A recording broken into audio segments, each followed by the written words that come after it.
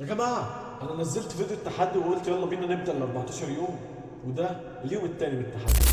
أنا لسه في أولها ولسه حتى ما دخلتش على اليوم الثالث، ومخي بقى يقول لي هو أنت ليه عملت في نفسك كده؟ أول يوم كنت متحمس ومليان طاقة، قلت لنفسي أنا قدها هصور فيديو وهمنتج وهرفعه عادي.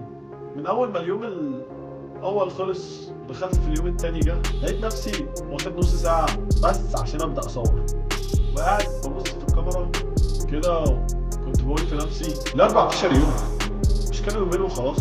واللي يضحك اللي انا لسه ما وصلتش لاي ضغط حقيقي، مع ذلك بقيت احس ان التحدي ده اصعب بكتير من اللي اتوقعه، بس في نفس الوقت حاسس ان التجربه ديت هتعلمني كتير، زي هتعلمني الالتزام واواجه الكسل واكسر الخوف بتاع طب مش هيوصل، طب مش هيجيب مشاهدات. المهم انا مكمل وهشارككم كل حاجه بتحصل معايا يوم بيوم، من أول لحظة جربت فيها التصوير لحد اللحظة اللي هتشوف فيها هل هنوصل لل1000 ولا لأ.